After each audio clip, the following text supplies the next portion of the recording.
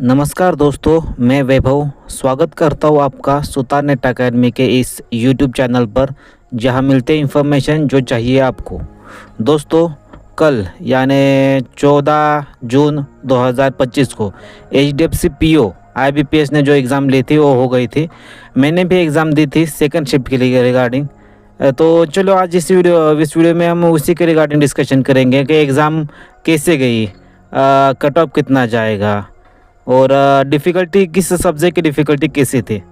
तो मेरा एग्ज़ाम पुणे में ही था, जो कि तकरीबन 3 बजे का रिपोर्टिंग टाइम था, जो कि रिपोर्टिंग टाइम के बाद आधा घंटा उन्होंने अंदर बिठाया और उसके 10-15 मिनट यानी लगभग 3:45 पे एग्ज़ाम शुरू हुआ था।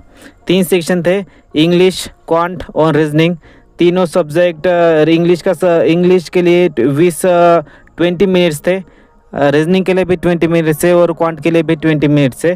और सभी इंग्लिश का सब्जेक्टिव मार्क है 30 मार्क, रीजनिंग के भी 30 ही मार्क थे और क्वांट के भी रीजनिंग के 35 और क्वांट के 35 ऐसे मार्क थे। एग्ज़ाम स्टार्ट होने के बाद इंग्लिश का सेक्शन पहले आया था। 3 बजे की एग्ज़ाम थी, इंग्लिश का सेक्शन पहले आया। वहाँ पे सारे के सारे क्वेश्चन एकदम इजी थे। पैसेज भी था, वो भी पूरा इजी था। और जो ज़्यादातर बच्चों को जो डिफ़िकल्टी आती है कि ग्रामेटिकल एरर ढूंढने में, तो स्पेलिंग कहीं स्पेलिंग गलत थी, कहीं इज के जगह वॉज यूज़ किया था, तो ऐसी सिली मिस्टेक थी। तो वो भी इजी, यानी इंग्लिश का बहुत इजी गया पेपर मैक्सिमम लोगों को हमारे बैच में। जब सब स्टूडेंट बाहर पे आ गए थे ना, तो यही बोल रहे थे कि इंग्लिश में लगभग ज़्यादा से ज़्यादा बच्चे आउट ऑफ तो नहीं, मगर मोर देन 25 मार्क तो ले ही जाएंगे। इतना इजी पेपर था, क्योंकि सिमिलर अपोजिट वर्ड भी इतना जो पैसेज के अंदर आते वो भी बहुत इजी पूछे थे। यानी वर्स का अपोजिट क्या होता है, या बिग का अपोजिट जैसे स्मॉल होता है, या स्मॉल, ऐसा इतना इजी नहीं था, मगर स्मॉल का रिलेटिव वर्ड जो होता है ना, छोटा सा, छोटे टाइनी है, ऐसा कुछ था वहाँ पे वर्ड। यानी इंग्लिश बहुत ईजी था। और बाद में क्वांट आया। क्वांट में तो जो पहला ही जो DI था, बार DI था और बहुत इजी था। यानी सिर्फ बार था, सारे कैलकुलेशन देते, कुछ भी हिडन नहीं था, कुछ भी निकालना नहीं था। परसेंटेज में कहाँ पे परसेंटेज में पूछ जाता, कहाँ पे रेशियो पूछा था, कहाँ पे एवरेज पूछा था उसी क्वेश्चन में। यानी इजी था, क्योंकि ऐसा कोई भी डिफ़िकल्टी लेवल नहीं था। क्योंकि क्या एग्ज़ाम से पहले जो भी यूट्यूब पे वीडियो थे ना, ज़्यादा तो वीडियो नहीं थे, मगर जो भी थे वो क्या कह रहे थे कि अगर एक सिंगल ही एग्ज़ाम है तो मेंस लेवल के एग्ज़ाम क्वेश्चन आ जाएंगे आपको, उस डिफ़िकल्टी लेवल आ गई। वैसा कुछ भी नहीं था। नंबर सीरीज़ के 5 क्वेश्चन थे, मिसिंग नंबर सीरीज आए थे हमें, मिसिंग नहीं है, रॉन्ग नंबर सीरीज आए थे हमें, वो भी इजी थी। Square root, cube root base पे था या डिफरेंस बेस पे था, डबल डिफरेंस भी नहीं था, सिंगल डिफरेंस बेस भी था, यानी वो भी इजी था। यानी क्वांट भी इतना कुछ मुश्किल नहीं था। और जो भी सिंप्लीफिकेशन के क्वेश्चन थे, सिंप्लीफिकेशन है ना, अप्रोक्सीमेशन के क्वेश्चन थे, और ज़्यादा से डिफ़िकल्टी लेवल इतनी भी नहीं थी।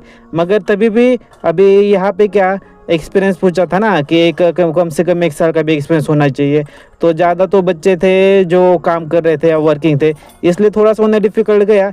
20 से 25 क्वेश्चन तक किन्होंने अब अटेम्प्ट किया है, 100% का एक्यूरेसी से के साथ किया या नहीं, ये तो रिजल्ट आने के बाद ही पता चलेगा। क्योंकि क्या है, नेगेटिव मार्किंग की वजह से अटेम्प्ट करने में हिचकिचा रहे थे सभी लोग। और आखिरी में आता है रीजनिंग।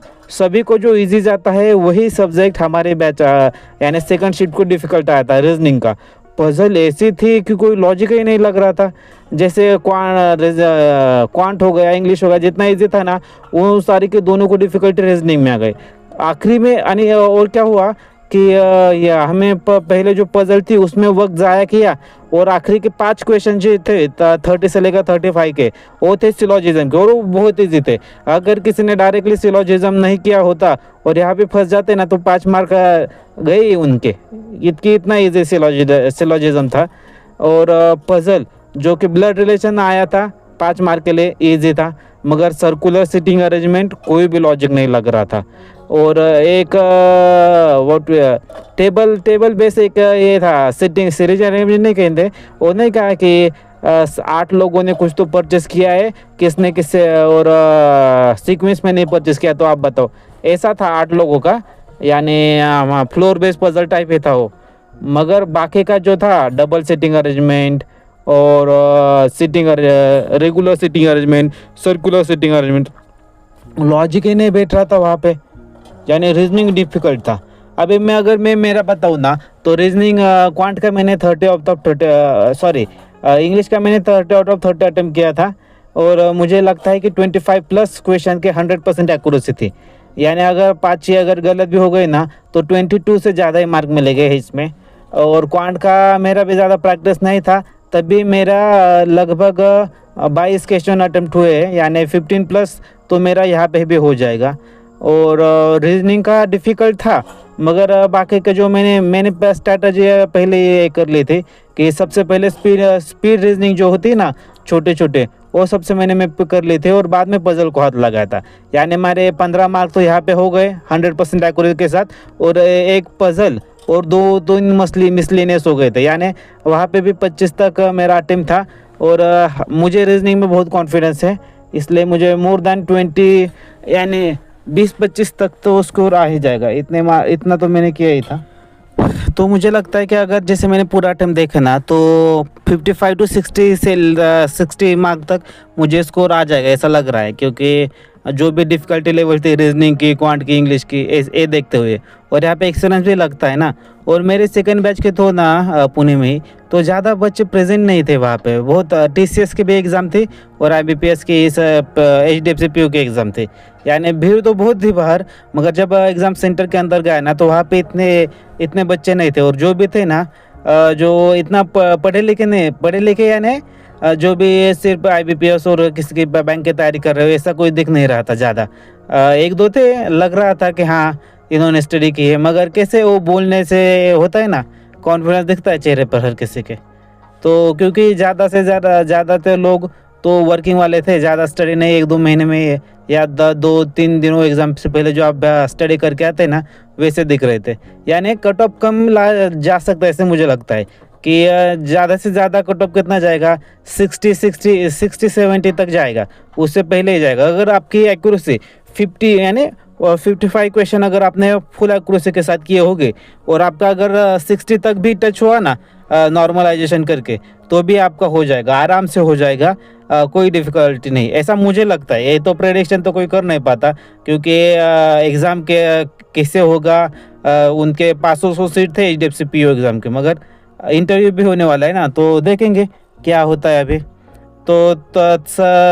तो जैसे रिज़ल्ट आएगा उसके रिगार्डिंग भी मैं वीडियो डालूंगा ही इस यूट्यूब चैनल पर।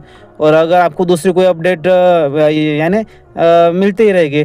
और ऐसे ही कोई अभी देखो ICICI का, एक्सिस का बैंक के भी एग्ज़ाम है, और अप्रेंटिस के एग्ज़ाम भी होते हैं बहुत सारे बैंक के। तो अगर वैसे एग्ज़ाम के रिगार्डिंग अपडेट हो, कुछ डिटेल चाहिए हो, तो आप चैनल को अभी सब्सक्राइब करके रखिए। और यहाँ पे ज़्यादा मराठी लैंग्वेज में भी मैं जो स्टेट लेवल के एग्ज़ाम होते हैं ना, उसके रिगार्डिंग वीडियो डालता रहता हूँ। तो चैनल को लाइक, शेयर और सब्सक्राइब कर दीजिए, आपको और अच्छी वीडियो मिलती रहेगी। धन्यवाद।